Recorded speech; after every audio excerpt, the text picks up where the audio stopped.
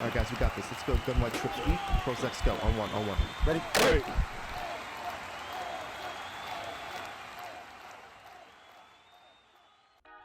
What's up, guys? It's Pick'em with HuddleGG, and in today's video we're doing another installment of real concepts working in Madden, and in this video we're going to be focusing on the concept called spot.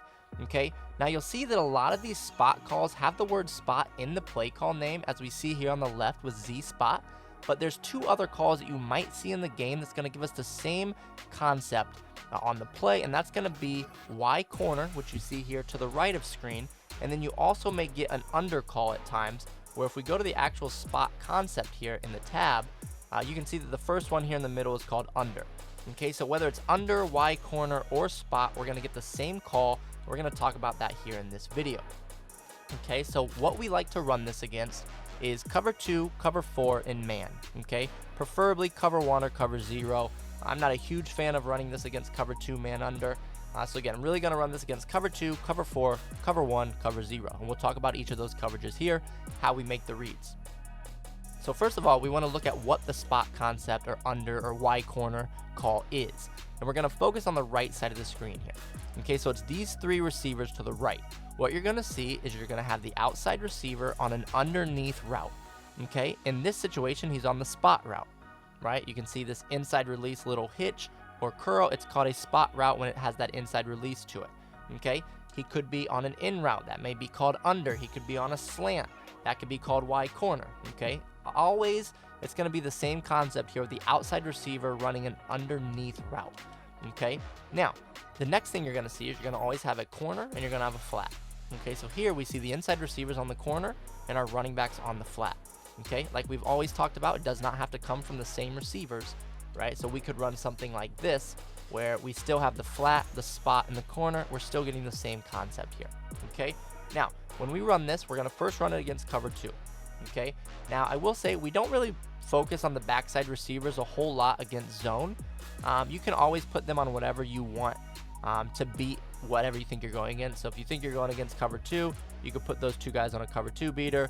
If you think you're going against cover 4 beater, etc. Okay, but we're just going to get them out of the way here so we can focus on the right side of the screen and show how we're going to make this read.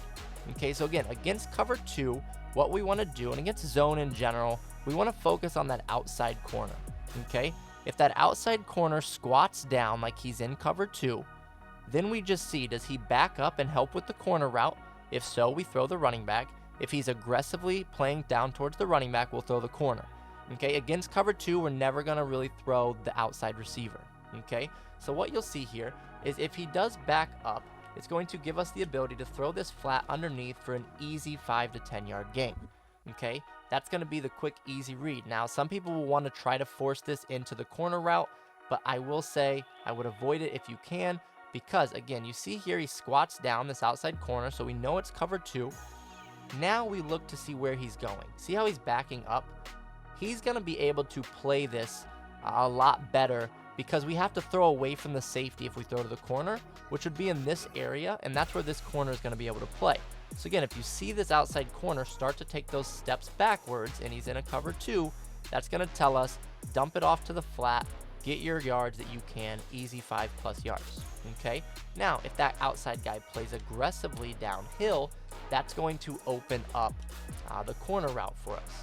Okay, so again, if we see that outside guy squat down and now he's playing aggressively downhill, that opens up our corner where we can throw that away from the safety and we don't have to worry about that underneath corner lurking that for an interception. Okay, so if we go back to the replay here, you see on the outside, this outside corner, he does squat down, he doesn't bail back immediately. So what you'll see is now we keep our eyes on him. He does commit to the running back and plays really aggressively down towards that flat area, which now gives us this wide open area of grass here, where again, we just want to throw it away from that safety, come back to the ball with our corner route, catch that for a nice, easy 15 to 20 yard gain. Okay, now that's what we're going to do against cover 2. Now, if we're going against cover 4, the two receivers we're looking to are going to change. Okay, against cover 4, we're going to look away from the corner route. Okay, we don't want to throw the corner against cover 4. We want to throw either the spot or the in or the drag, whatever our outside receiver's on, or the flat. Okay, so I'll show you here. If they're in cover 4 and they're playing aggressively towards the flat, we're going to want to throw the spot route behind it. Okay, he's going to settle in that nice little area there. You will see some of the spot routes get a little closer to the inside of the field, which I do like personally. This one does stay a little bit too out wide for me, so I would put him on an in route personally, and I'll show you that. But what you'll see here is, again, we know it's cover 4. We see that corner start to bail to double the corner route. We see that the flat defender is playing aggressively down to the flat, so that opens up this window here where we're able to throw this to the spot. Again, throw away from the defender all the time in a nice, easy 10-yard gain. Okay, now, like I said, I don't like the depth of that. So if our opponent is in a cover 4 type defense and we want to attack that with this particular one, like I said, I don't like how far he gets to the inside. He really stays outside the numbers too far, that B receiver. So what I would do is put him on something like an in route. And now that's going to be able to just give me a little more spacing, a little better spacing there to throw that, turn it upfield, and get ourselves some nice positive yards. Okay, now if they're in cover 4 and they are not getting wide or getting out to that running back, right, then we can throw, again, whether we have the in route or the spot, then we're going to want to throw the flat route to the running back.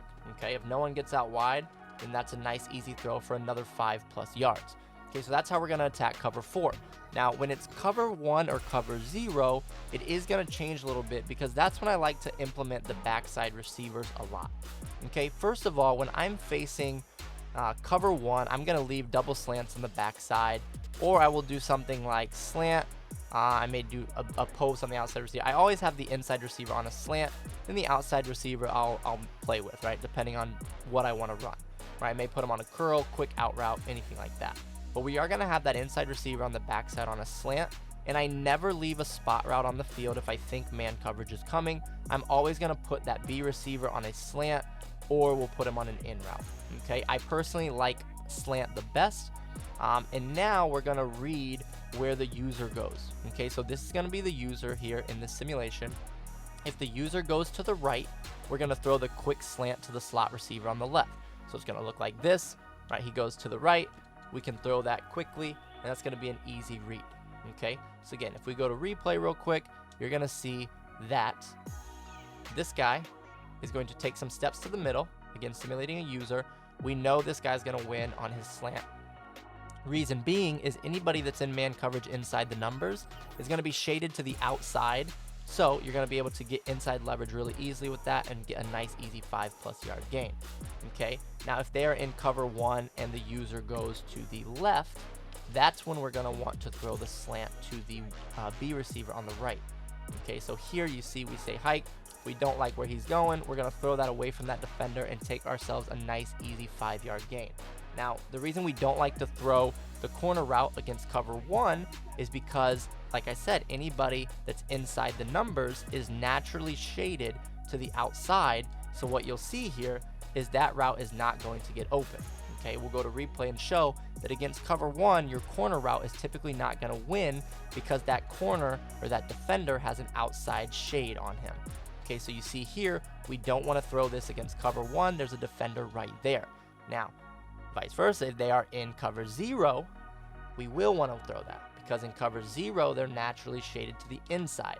Now, I'm still going to put my outside receiver on the right on a slant. I don't like that spot route, but if it is cover 0, you'll see that we will be able to throw this tight end as soon as he makes the break. Again, as long as we don't get pressure. Again, let's simulate that there's a user there on the field. So let's say that this user on the left's not blitzing, but they are playing cover 0. Like I said, we still want to put that outside receiver on the right on a slant. And now we're going to be able to throw this tight end, and we can get separation because that DB is going to be shaded to the inside. So as you can see, we are able to run this concept against a lot of different coverages. The ones I will like to use it against the most: cover 4, cover 2, cover 0, and cover 1 is going to be a nice, easy route concept that we can make quick, easy reads and move the ball down the field. If you've made it to the end of this video, odds are you're serious about becoming a better Madden player, and we're here to help. On our website at HuddleGG, $9.95 a month unlocks all of our full game plans created by some of the best Madden players in the world. You'll also have access to our private Discord where Madden pros will answer your questions and help take your game to the next level. Have a great day.